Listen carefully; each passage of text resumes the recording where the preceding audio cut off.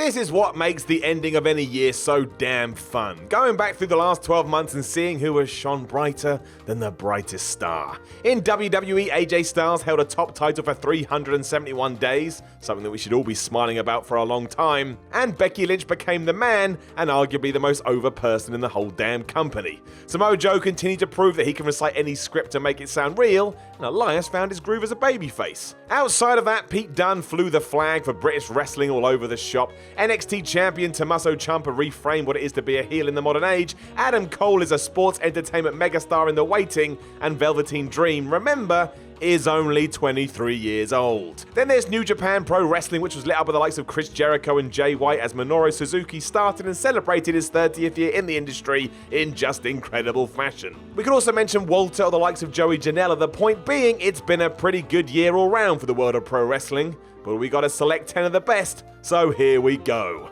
I'm Simon from WhatCulture, and this is the 10 best singles wrestlers of 2018. Number 10, Ronda Rousey. The best real and kayfabe WWE rookie year since Kurt Angle's between 1999 and 2000, Ronda Rousey's ascent to the top of the Raw Women's division has also seen her grasp everything else she needs in order to be a believable world champion. Her WrestleMania debut may have been planned out to maximize her minutes, but Ronda herself was brilliant throughout, creating her own Mania moments along the way. Her array of punches hurled onto Triple H's chest looked legit, and all at once fans everywhere realised this wasn't just for a laugh. It was serious, and her emphatic armbar victory over Stephanie McMahon drew a line under it all. Single matches afterwards proved this debut was no fluke too. Ronda gave Nia Jax her best singles match of the year, worked out the minimal kinks in her act with 2 great efforts against Alexa Bliss, and sold like she'd been doing it for a decade in a hugely enjoyable Evolution pay-per-view main event against Nikki Bella. A Survivor Series screamer against Charlotte Flair confirmed she was indeed awesome, and that's genuinely remarkable considering her level of experience. She also sold Flair's beatdown like a pro, and maybe those few boos will signify a damn good heel turn in 2019. Either way, you can't deny it anymore. Rousey has arrived and cemented her place almost with ease. Even though behind the scenes, she's probably busting ass all the time. Number 9, Cody. Cody Rhodes has become one of wrestling's most important assets in 2018, and given what the general consensus was when he was playing Stardust, still rock by the way, that is quite the climb. Matches against Kota Ibushi at Wrestle Kingdom 12 and against Ibushi and Kenny Omega at King of Pro Wrestling showed he could hang with the best, and just about everything he and the Young Bucks created with All In left us with memories we'll have for a lifetime. Cody was the heart and soul of the occasion in many ways, bringing an importance back to the NWA World Championship by actually wanting that title to begin with. Sometimes the simplest things are the best. He made the match and moments within it matter more than almost any other high-profile title fight this year, and it probably was his career highlight since leaving the WWE in 2016. Given that in many ways Cody used old-school wrestling tactics and ideas to do all of this, well, he's just great, isn't he? Proof that betting on yourself is always a good idea. We'll know about what's next for him and his friends in January. You got to imagine the sky's the limit. Number 8, Seth Rollins. Though it'd be unfair to suggest that Seth Rollins only truly lived up to his potential this last 12 months, 2018 was the year where he became WWE's workhorse and completely settled into his role as a top babyface. A versatile and varied performer that was booked pretty strongly throughout, Rollins only dipped when the creative process left him with little to do. He just had to be awesome because he is awesome, but it's always nice when there's something else under the hood. Matches against The Miz and Dolph Ziggler stole shows even when some doubted that would be the case, and the Monday Night Rollins nickname finally became about the man rather than the t-shirt when he put in an astonishing 65-minute shift during a February gauntlet match. During that, he also pinned John Cena and Roman Reigns in what proved to be a nod of acknowledgement for his hard labour. Rollins was a top belt away from being the best working champion since the Shawn Michaels Bret Hart era, but it's telling that WWE were content to have AJ Styles and Daniel Bryan perform similar duties on SmackDown Live instead. His task in 2019 is to remind them why he was once considered a main eventer, and the answer naturally is that he is one. Number 7, Tomohiro Ishii. Front-loaded with a reputation as a man that can only be relied upon for excellence during G1 Climax season, Ishii went above and beyond during the tournament with several stellar nights and grizzled face-off with Minoru Suzuki. If you like intensity in your wrestling, here's where you need to go. The Stone Pitbull appeared to take years off his career trading Revolution Pro Wrestling's British Heavyweight title with his foe, and that was after dethroning Zack Sabre Jr. in an incredible April scrap. There were plenty of other violent feuds to boot. The MVP of this year's G1, Oishi had Match of the Year candidates with virtually every opponent he faced. Goto, Omega, Sabre Jr, Sanada, Ibushi, didn't matter. He was clearly determined to get to the end of 2018 and remind everyone of what he can do, and that there's no signs of slowing him down. A follow-up loss to Omega was perhaps the only glimpse of the main event he's likely to receive, but he'll now rest at the top just on reputation alone. That's what consistency does for you. Number 6, Charlotte Flair. Throughout 2018, Charlotte Flair has been the quiet constant who also keeps getting better and better. For my money, she's one of the best women WWE has ever had on their books.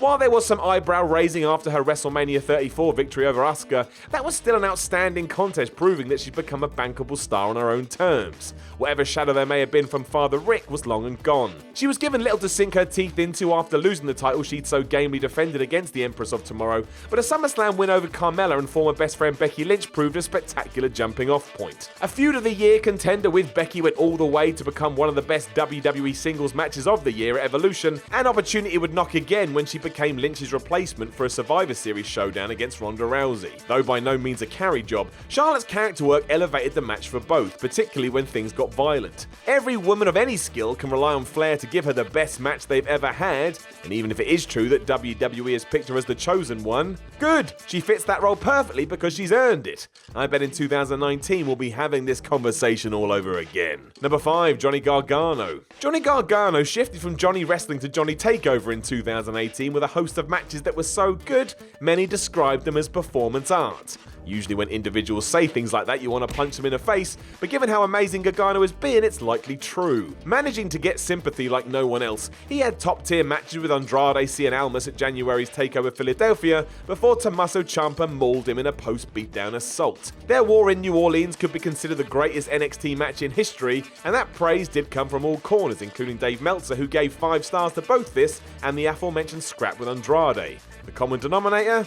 Johnny Gargano. The pair met twice in Chicago and Brooklyn, each time coming close to being as good as the foundation that had already been built. An autumn heel turn triggered a promo that drew as much love as it did hate, but Gargano proved he had the goods when it counted most. His TakeOver War Games blinder with Aleister Black was his first high-profile encounter as a villain, but hopefully not his last. His babyface comebacks mixed with his acts of cunning spoke to his fantastic physical range and a brave new direction for their gimmick next year. Number 4, Zack Sabre Jr. Zack Sabre Jr. is great. Even those who aren't taken with his style have to concede he's very good at it, and his match with the A-Kid blew up after Dave Meltzer also sang its praises. Really though, shouldn't have been a surprise. Zack has had so many good fights in 2018 it's almost boring, and he already looks established as part of the New Japan upper mid-card as they continue to expand. He is absolutely one of the few who can turn down WWE and not have to worry about it. Pushed hard and living up to the faith shown in him, Zack's New Japan Cup victory came with wins over Naito, Ibushi, Sanada and Tanahashi. That is a who's who of the Eastern scene, and he stopped them all thanks to his unparalleled submission talent. He then faced IWGP Heavyweight Champion Okada at Sakura Genesis and nearly bent the Rainmaker to breaking point. Okada played his part too, as he always does, but Zack ripped at the champ's limbs with such believability that his submission attempts felt like near falls. He had every fan glued to what he was doing. He'd get his win months later too, cleanly going over Okada at Strongside Evolved, plus he shined in the G1. Though his style still commands that you watch, it also means his body doesn't absorb the punishment that some up-and-comers go through. At just 31, Zack might only just be getting started. Number 3, Kenny Omega. The fact that most people will go, "What?" when they see Kenny Omega at number 3 both sums up how good the cleaner is and how brilliant 2018 has been. Throwing numbers out of the window for a minute, Omega is simply astonishing. Once again hurling so many classics into the best of the year hat, he deems creativity far more important than anything else within the squared circle, and that's something to be applauded. He wants to do something different and rarely disappoints. His IWGP Championship victory over Okada at June's Dominion is many people's favourite wrestling match ever, including those within WhatCulture HQ, and the only weakness you could mention here is that his defense of said title is yet to truly ramp up. A strong showing in the G1 climax saw him almost make the final, but he raised his own bar so high that even glorious defeats to Ishii and Ibushi couldn't take match of the tournament honours. That said, his Change the World mantra has broken through in places, with the Golden Lovers reunion a crucial arc in helping move the entire industry forward. His place within the elite is just as important, as Omega and his buddies prove that he can ply your trade without ever thinking about going to WWE.